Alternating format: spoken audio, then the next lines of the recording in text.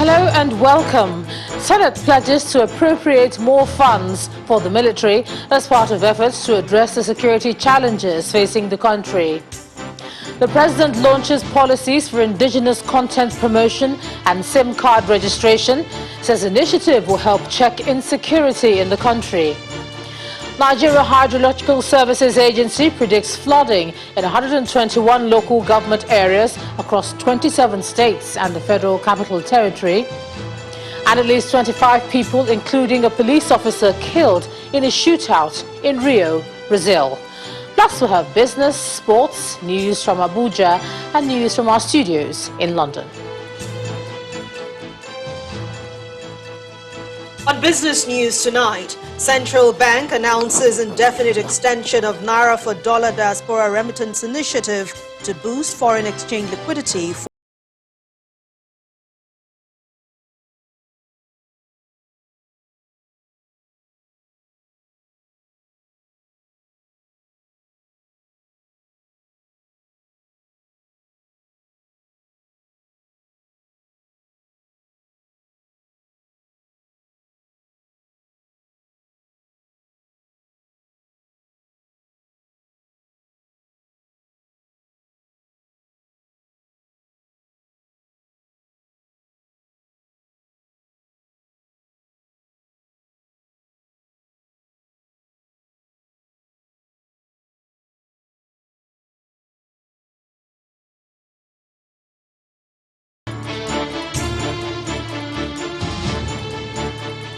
For a second time this week, the Senate continued to make a case for the country's security agencies as they battled the myriad of security challenges confronting the country. Today, the lawmakers met with all the heads of security agencies in the country for about 4 hours.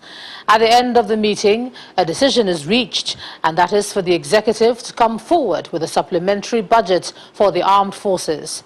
They met with the Minister of Finance on Tuesday. Our correspondent Linda Akigbe reports. Heads of security agencies arrive in the National Assembly. The appearance at the Senate is in response to an invitation by the upper chamber last week over the alarming insecurity in the country. As the session begins, Senate President Ahmed Lawan admits that the armed forces haven't achieved the optimum in fighting insecurity, and this is largely because of inadequate resources. This is after Finance Minister Zainab Ahmed told the Senate Committee on Army on Tuesday that the Army got 1.008 trillion naira as budget releases between January 2019 and the first quarter of 2021. We pray that at the end of this interaction, we'll see better ways and means of providing the necessary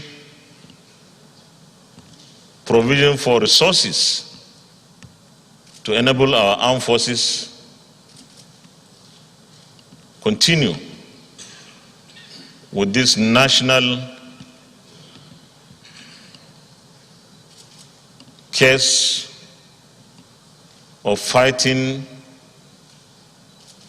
to provide the kind of security that we need to protect the lives and property of citizens.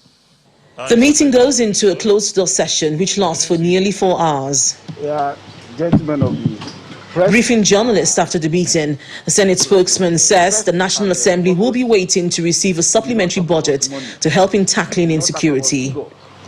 We spoke just like high-level discussion on general challenges and requirements for us to have an efficient and effective security. The details of whatever will go into supplementary appropriation can only be worked upon by the Ministry of Finance, which is an executive arm, together with our relevant committee. And so we are ready to receive supplementary budget.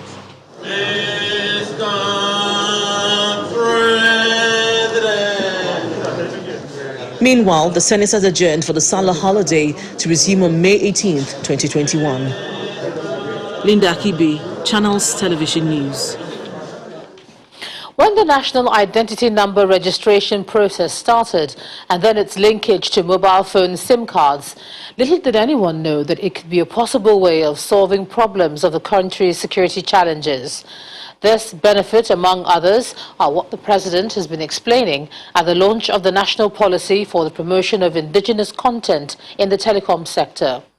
President Muhammadu Buhari is confident that the synchronization will provide a digital framework for improving security and strengthening the economy. Our correspondent Gloria Umezuke reports.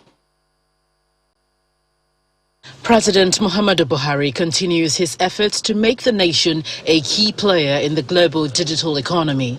The latest effort is the launch of 2 policies in the nation's telecommunications sector. The first is the National Policy for the Promotion of Indigenous Content in Nigerian telecom sector, while the second is the revised National Identity Policy for SIM cards registration. The idea behind the policies is to enhance security and develop the economy. We are fully committed to the safety of Nigerians, and linking the SIM to national identification number will significantly enhance security, aid in national planning, budget preparations, etc. It is in line with this commitment that we have initiated a process that will require every SIM to be linked to the national identification number, which is the primary identity database for the country. The National Identity Management Agency notes 54 million Nigerians have been captured in the National Identity Number registration process, as President Muhammadu Buhari is issued a national identity card. We came up with so many innovations that make the process much easier. Number one, we have introduced soft copy of national ID, where citizens can enroll online and one can obtain his virtual and a soft copy of ID, which can be presented anywhere. And we also introduce Androids that make the process of enrollment much easier. According to the National Bureau of Statistics, the digital economy sector contributed 13.12% to the country's gross domestic product in 2019 and 14.7% in 2020.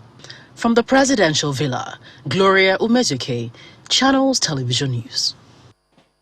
The security challenges have caught the attention of other political parties in the country. This time, the National Working Committee of the Social Democratic Party has petitioned the National Assembly on what it calls the worsening security situation in the country, calling on the President to save the country. The party summarized its position on a 4-point strategic intervention agenda on national security, and this was raised at the National Assembly. Members of the National Working Committee of the Social Democratic Party staging a peaceful protest at the gate of the National Assembly. They are demanding a quick solution to the challenge of insecurity in the country and want the buy-in of federal legislators.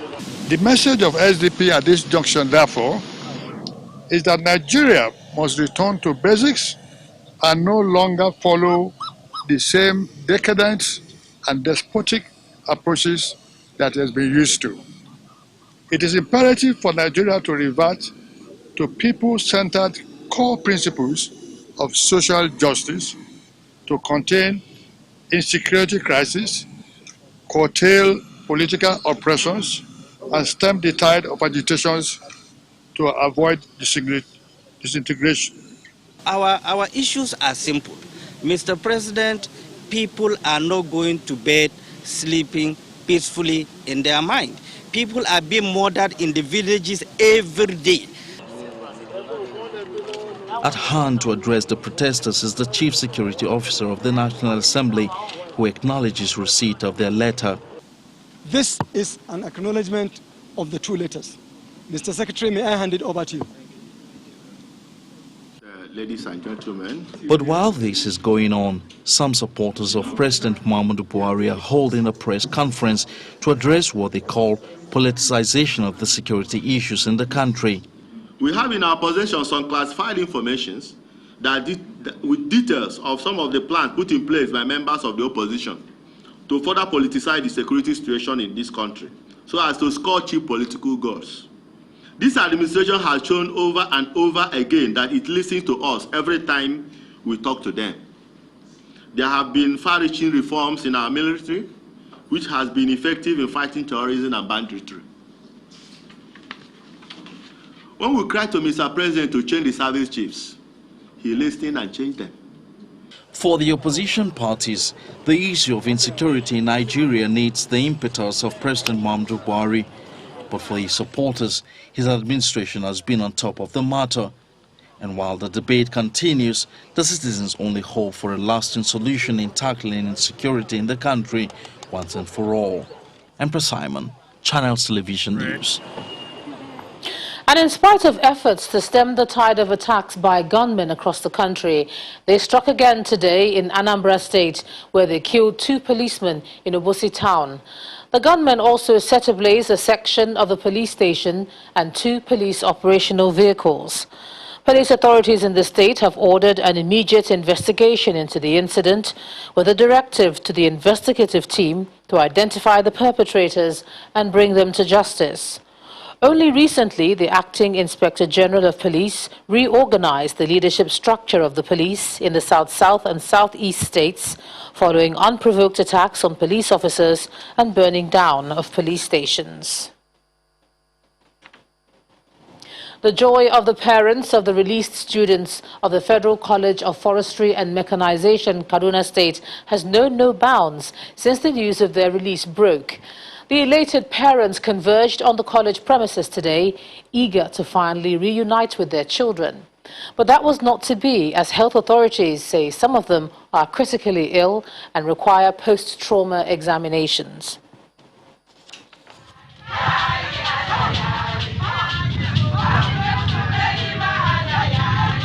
Parents of the released students of the Federal College of Forestry Mechanization, AFACA, celebrating the return of their children after 57 days in captivity.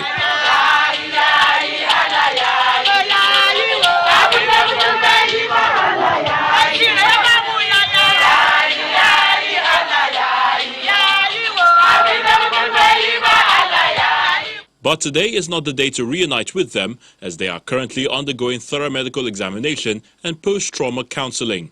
It's only God that saved me, because I have high blood pressure before. That very night I had this incident happened. If not my sister that was with me, I don't know what could have happened, because my BP rise more than necessary. I was destabilized totally. And up till now, I've not regained because I'm feeling headache seriously. It's not funny, and it's not a good experience for anybody to go through it. It's not a good experience. And our prayer is for no parents, nobody should go through this experience. Even if it is your enemy, you don't pray for him to go through this experience. It is also a moment of joy for other students of the college who also stormed the school premises to felicitate with the parents of the returnees. But then they want government to beef up security in the school. I'm really grateful to God for bringing my friends, my family, because in my school we are just a small college. We love ourselves so much, and I'm happy they are back. Staying in hostel is optional now. If only the school will provide the maximum security, the tight security, nothing will stop me from staying in the hostel. But if they are not providing the security needed, no, I can't stay in the hostel. Bandits have been carrying out deadly attacks and abductions in Kaduna State and other parts of the Northwest Zone in recent time, with some of their victims killed or huge ransom paid to secure their freedom.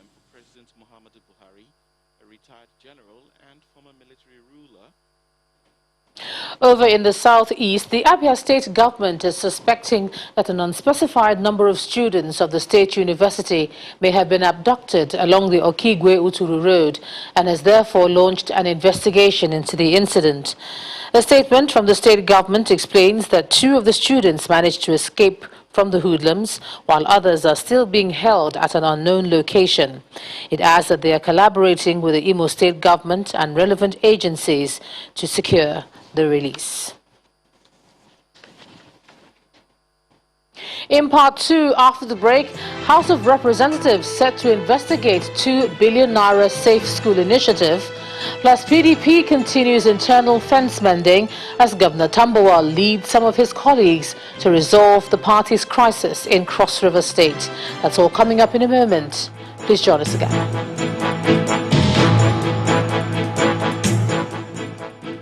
Welcome back. If you've just joined us, you're watching the news at 10 on Channels Television, coming to you live from Lagos. A reminder of our top stories. Senate pledges to appropriate more funds for the military as part of efforts to address the security challenges facing the country. The President launches policies for indigenous content promotion and SIM card registration, says initiative will help check insecurity in the country. Nigeria Hydrological Services Agency predicts flooding in 121 local government areas across 27 states and the Federal Capital Territory.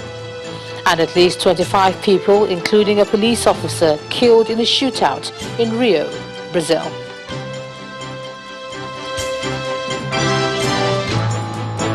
The House of Representatives is mandating its Committee on Basic Education and Services to carry out an investigation into over 2 billion naira released for the Safe School initiative alongside other donations from foreign countries and organizations.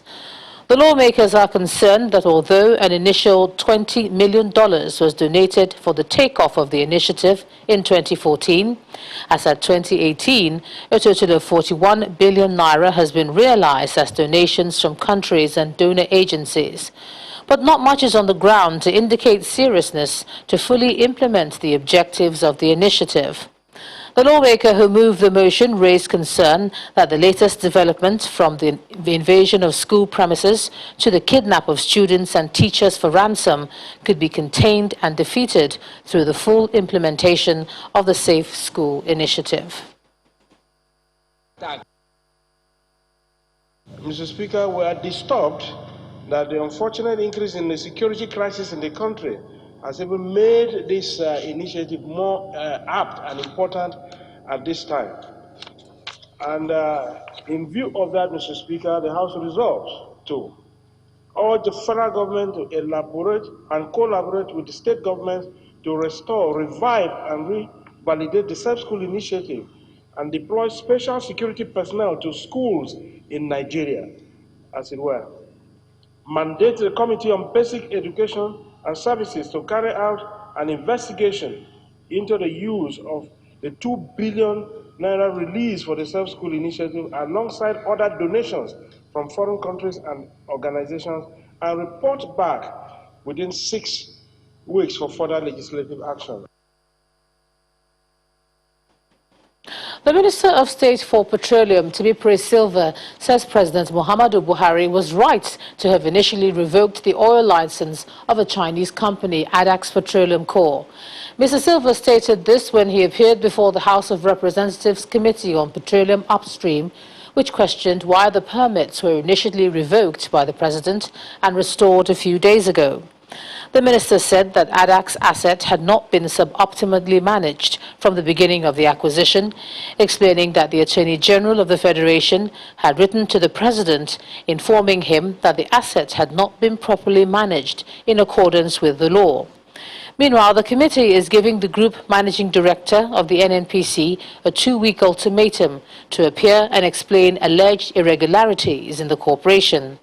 The chairman of the committee, Sariki Ada, issued the ultimatum at a public hearing following the refusal of the NNPC to honor invitations or reply letters.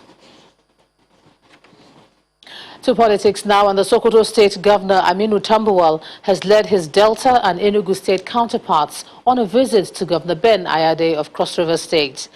Briefing journalists after the meeting, which lasted for over 2 hours at the Government House in Calabar, Governor Tambuwal explained that the 3 governors were mandated by the party to engage with their colleague and other PDP officials in the state on issues surrounding the PDP structure and its leadership.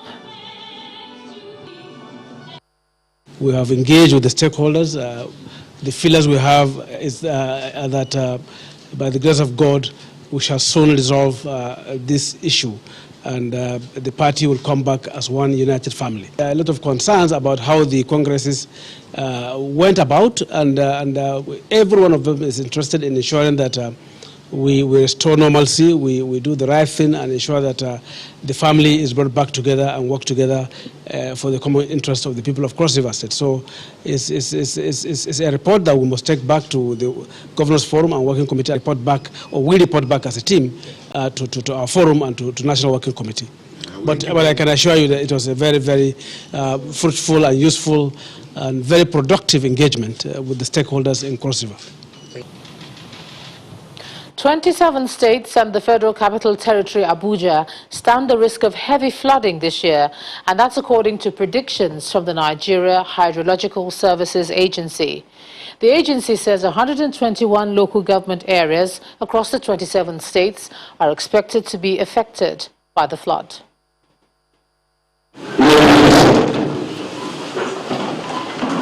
The Nigeria Hydrological Services Agency is mandated to sensitize Nigerians on preventive measures to reduce the impact of floods every year. This year, communities in 121 local government areas across 27 states and the Federal Capital Territory are at high risk of being flooded, and this may be worse than previous years. Those states are Abia, Akwa Ibom, Anambra, Bauchi, Bayelsa, Benue, Cross River, Delta, Ebonyi, Edo, Kobe, Imo, Jigawa, Kaduna, Kano, Kebbi, Kogi, Kwara, Lagos, Nasarawa, Niger, Ogun, Oyo, Rivers, Sokoto, Taraba, and Zamfara. The 2021 flood projections show various severity across parts of the country. So far, the flood levels will be higher than the previous years, but will not attain the levels of the 2012 devastating floods. Annually, many parts of the country experience an upsurge of various natural and humanly induced flood disasters. Though the magnitude and intensity vary from state to state, the problem associated with it is one that must be addressed from the onset. The 2020 flood after action review meeting is the need for proper utilization of our dams in the country. When dams meant for irrigation purpose are used for dry season agriculture, they acquire more capacities to hold water in the rainy season. It will not be therefore asking too much if the 3 tiers of government are requested to allocate at least 1% of their annual budget for addressing early warning activities, such as the SCP and AFO, because extreme events are becoming more random and frequent with unprecedented severity. Floods most times come with attendant health risks through the contamination of potable water source. The concern for 2021 is that the situation may just be worsened by the COVID-19 pandemic. Hopefully, this prediction can assist in mitigating the situation. In Nasarawa State, the government authorities say they are working to resettle thousands of families displaced as a result of conflicts in Doma local government area. The Deputy Governor revealed this when he led a delegation on an assessment of affected communities and internally displaced persons camps. Our correspondent Halima Gayam reports. Some residents of communities affected by recent skirmishes in Doma local government area assembled for this open-air meeting. The Deputy Governor, Mr. Emmanuel Akabi, who leads the government delegation, is the moderator. Effort to resettle them is the highlight. While they discuss, the children watch despondently from a close range. Representatives of farmers and herders voice their concerns. Our cows have been seized and some of our people arrested. At the moment, some of our livestock and people are still there. They say they have problem in Benue State. So, we are not in Benue State, we are in Nasarawa State. What is the reason of them entering and killing us, burning our houses? Mr. Akabi reiterates the importance of peace to both parties. We as a people must agree within ourselves that we want to live together. if we bring peace, if we bring all the security men in the world, and we do not agree to live together, it's an exercise in futility. Then the entourage moved to the palace of the traditional ruler of Doma, who states their resolve. We hope by the grace of God, by the close of this meeting, Doma people will deploy themselves to our various locations, whether in the farm or in the villages, to secure our environment for ourselves to thrive in our various endeavors. After that, they stop over at one of the internally displaced persons camps. The commencement of the rains heightens the woes for these people who are largely farmers. Their stay here also poses danger for the state, which is agrarian, but they have been reassured of better security by the Nasarawa state government. Halima Gayam, Channels Television News. When the news at 10 returns, 1 killed, 48 arrested in clash in the Mile 12 area of Lagos. Plus, Central Bank announces indefinite extension of Naira for dollar diaspora remittance initiative to boost foreign exchange liquidity. And that will be on Business News. Please join us again.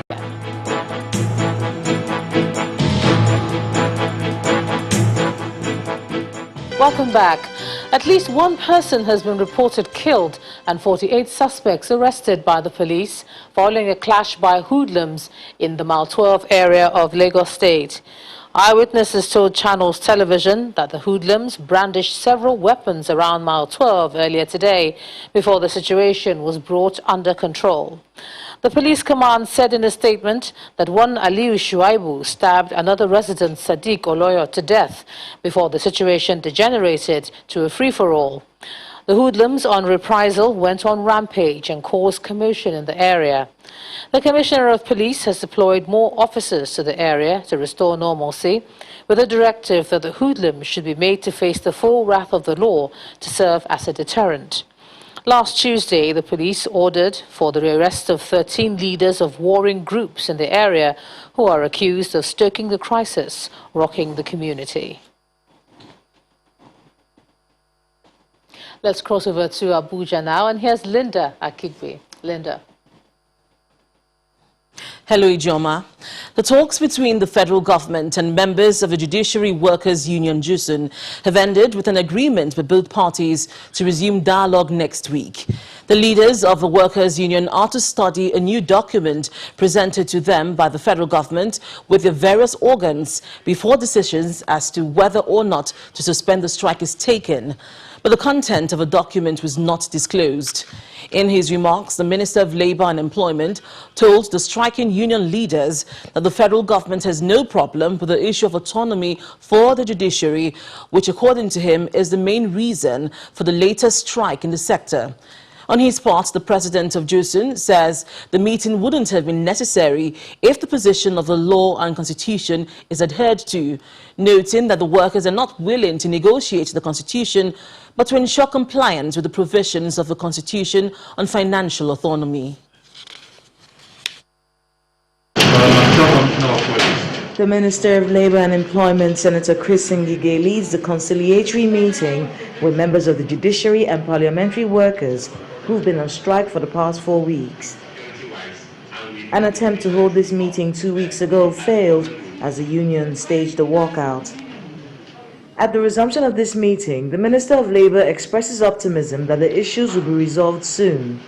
He appeals to the workers to consider the implication of their action on national security. Today we are ravaged by bandits and terrorism and robbery, arson. With the courts closed, the police cannot charge people to court. So we need to do something urgently. However, leaders of the judiciary and parliamentary workers believe there is nothing to negotiate in their demands as it is backed by the Constitution. The implementation of the financial autonomy for the judiciary, which is sacrosanct to us and according to the law.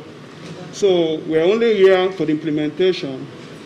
The meeting then goes into a closed-door session, after which the unions say they've been given the document to study before reaching a decision. Though we are not yet given the document, just the rules, was been promised that we're going to be given to go back to our people to look at it. But what is for real, what is the truth is, the strike is still on until otherwise. Judiciary and parliamentary workers have been on strike for the past 1 month, halting court activities across the country. 24 hours after the inferno that gutted the Wellspring University Library complex, the institution is picking up the pieces as it begins to look at the scale of devastation. Authorities at the institution say that although fire service were a little late in responding, they still got to the school and prevented what would have been a massive destruction. Our correspondent Osaze Obaze reports. Was the library complex of Wellspring University, Benin City, a few days before the fire broke out. But today, after the fire raged in the library, it now lies in utter ruins. Nothing now remains here.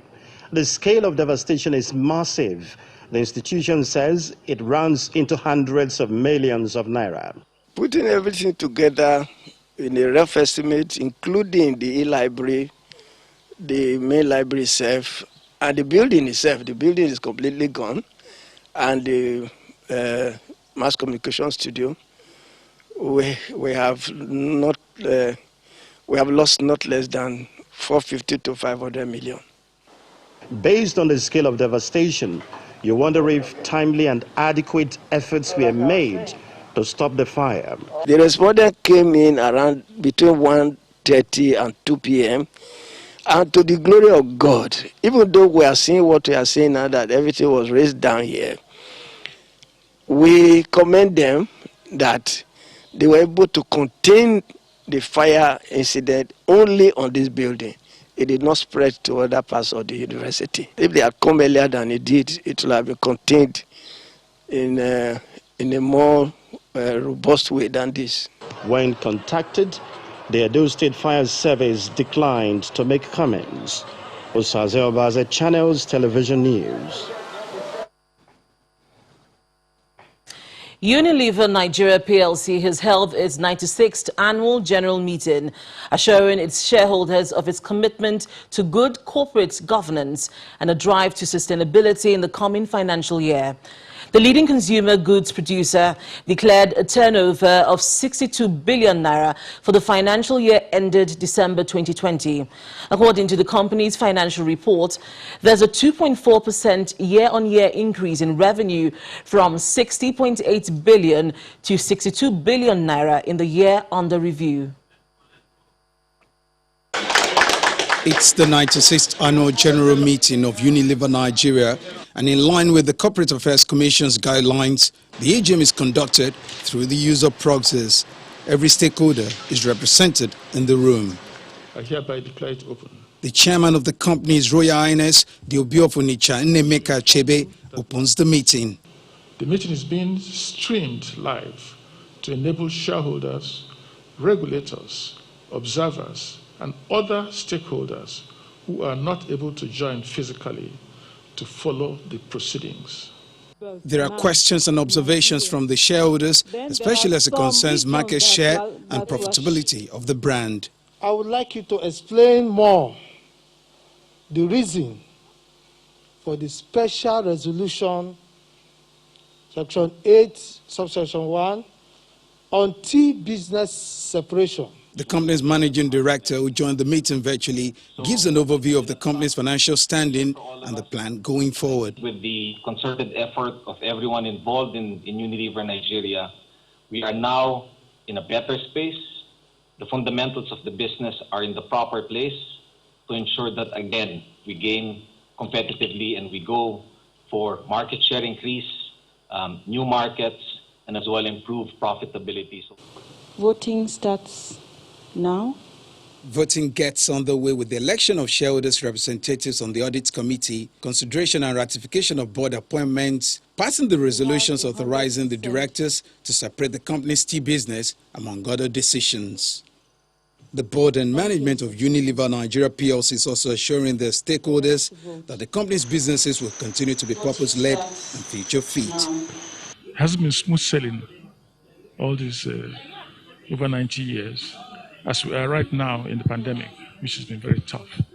And our customers have stayed with us because of the value we provide, because of the quality we provide over the years, and because they can look up to us and expect a certain standard.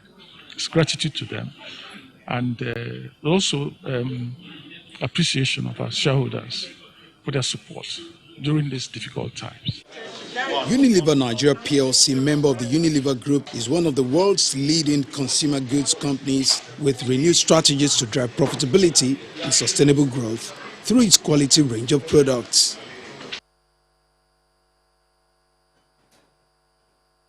That's all from Abuja. Now to Anne for business news.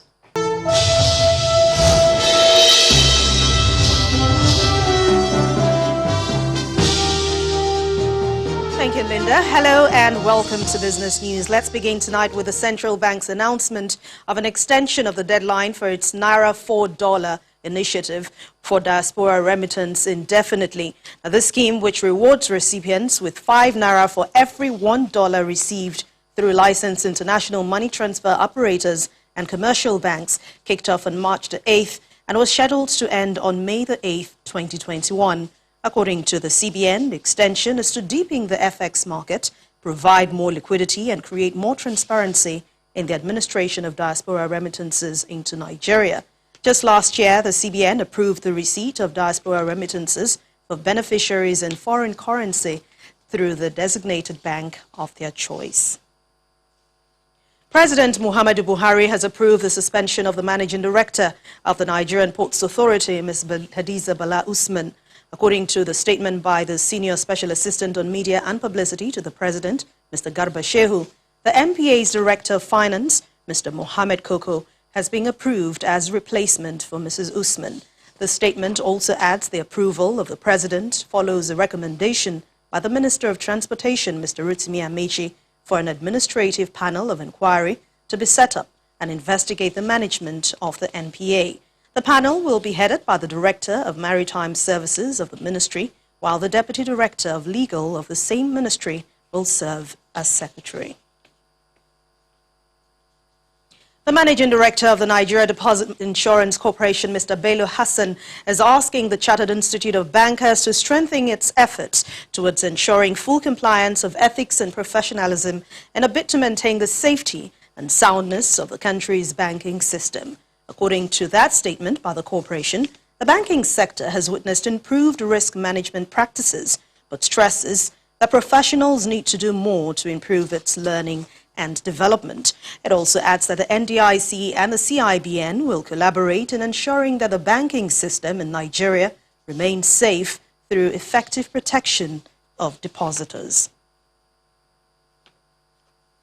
Global ratings agency Moody's has placed all long-term ratings and assessment of First Bank Nigeria Limited on review for downgrade. In a statement released today, Moody's says the rating action follows the recent dissolution of First Bank's board by the central bank. The rating agency explains that the review for possible downgrade demonstrates corporate governance shortcomings and weakness in board oversight by the bank. Moody's notes First Bank's relatively low proportion of provisions to its non-performing loans at just about 40%, which now puts its solvency at some risk in case higher loan losses materialize than previously expected. Let's head to the local market now, where it maintained its bearish momentum as the all-share index dipped by 0.81% at the close of trade today. Let's hear the details from Ini John Mekwa.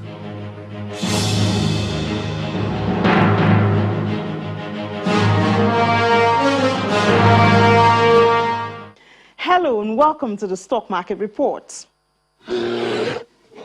Well, the bear's dominance on equities performance enters a third day today, but there were some cheering news at the end of Thursday's trading session at the NGX. While all sectors with track ended positive except for industrial goods, which was a shining star at Wednesday's trading, the oil and gas counter did exceptionally well, advancing 6.48%.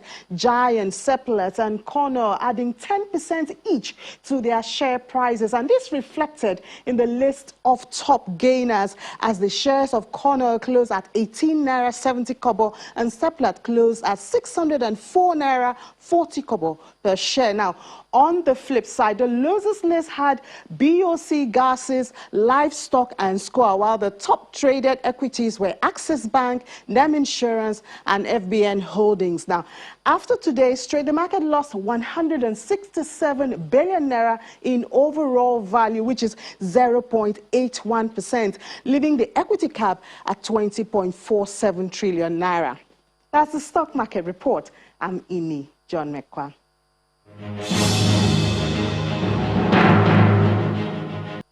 That's Business News Tonight. Thank you for watching. I'm Anne Mwawadu. It's back to Jema for the rest of the news at 10. Thanks, Anne. At least 25 people have been killed in a shootout in Rio, Brazil. Among the dead is a police officer, and according to local media, the police reportedly arrived in the area on reports that a drug trafficking gang was recruiting children. Here's Simon Pusey with more international news in Around the World in 5. Good evening and welcome to the Channel Studios here in London with your international news around the world in 5. 2 British gunboats have arrived off the coast of the Channel island of Jersey amid an escalating row over fisheries with France. About 60 French and Jersey boats are blocking the island's St Helier port, with a freight vessel unable to leave. Fishermen say their rights are unfairly restricted by licences issued by Jersey under a new system introduced last week by the island government under the UK-EU Trade and Cooperation Agreement. The French Minister for Maritime Affairs threatened to cut electricity to Jersey, which is off the coast of France and receives 95% of its electricity from there, as a retaliatory measure for restricting fishing boat access. Health experts have warned that a COVID-19 third wave is inevitable in India as evidence grows that the new variants are contributing factors behind the country's second wave. India reported a record 412,000 cases in just the space of 24 hours and 3,980 deaths. Last week, the country accounted for 46% of the whole world's coronavirus cases. The government's top scientific advisor also said they had not been expecting the ferocity of the second wave. Hong Kong pro-democracy activist Joshua Wong will face an additional 10 months in jail for participating in an unauthorized assembly. Wong, already in prison due to other illegal assembly convictions, participated on June the 4th last year to a vigil to commemorate the brutal 1989 crackdown in Beijing's Tiananmen Square. The annual vigil, which has been held in Hong Kong since 1990, was banned for the first time last year by police citing virus measures. China has indefinitely suspended key economic dialogue with Australia, the latest move in a growing diplomatic rift between both countries. Relations have been on the decline since Australia called for a probe into the origins of COVID and banned Huawei from building its 5G network. In a statement, a Chinese government commission accused Australia of having a Cold War mindset. Beijing appears to be responding directly to the Australian government's cancellation of 2 deals that the state of Victoria struck with China. The World Health Organization has welcomed a decision by the United States to back intellectual property waivers for coronavirus vaccines, calling it a monumental moment in the fight against the virus. US Trade Representative Catherine Tai said that the extraordinary times called for extraordinary measures. Ms. Tai said the US would now embark on negotiations at the World Trade Organization to try to secure the waiver to temporarily lift patent protection, but warned this could take time. Anti-government protests have taken place across Colombia for the 8th straight day as rights groups continue to raise concerns about excessive violence by security forces. The protests were originally called in opposition to a now cancelled tax reform plan, but demonstrators have broadened their demands to include government action to tackle poverty, police violence and inequality in the health and education systems. A local human rights observatory said the death toll of the nationwide protests was more than 30. Judges at the International Criminal Court have sentenced to 25 years a Ugandan commander of the rebel Lord's Resistance Army. In light of the gravity of the crimes, Dominic Ongwen, known as White Ant, was convicted in February of more than 60 crimes, including murder, torture, rape and sexual enslavement. Prosecutors argued that Mr. Ongwen received a lower prison term because he had been abducted by the LRA as a child. The rebel group has killed more than 100,000 people and kidnapped more than 60,000 children. SpaceX has achieved the first successful touchdown of its prototype Starship rocket during the latest test flight. Starship heading back to the landing zone. It is a key milestone for the private rocket company of founder Elon Musk in its development of a reusable heavy-lift launch vehicle to eventually carry astronauts and large cargo payloads to the Moon and Mars. The next-generation launch vehicle landed in southern Texas in the United States after the 4 previous landing attempts ended in explosions. And finally, have you ever wondered what it takes to pull off those crazy stunts you see in action movies? Well, this school in northern France claims to be the world's biggest stunt training centre. From jumping from helicopters to leaping across moving cars, the school says it is seeing a shift away from what used to be a male-dominated profession. The school says nearly a third of the student body is now made up of women. Professional training in the school takes 2 years and includes acrobatics, combat, and even how to be safely lit on fire. And that's your international news around the world in 5. Now back to the Channel studios in Lagos.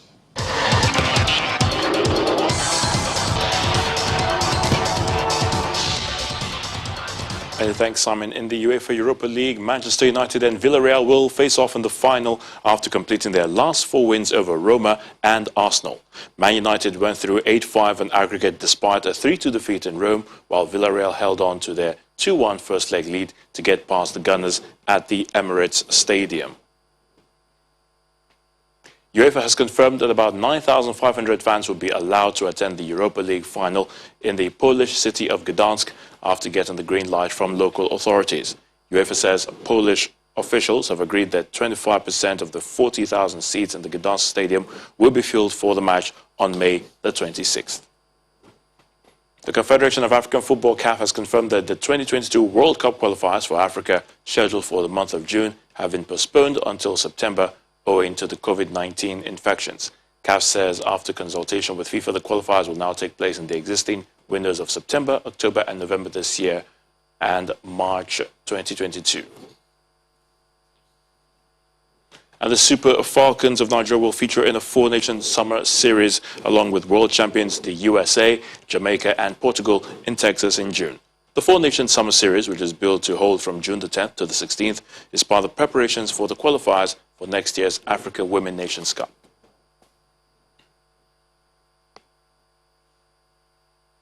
And that sports news is back to you, John.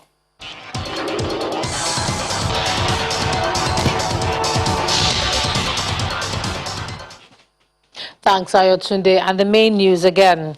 The Senate today pledged to appropriate more funds for the military as part of efforts to address the security challenges facing the country.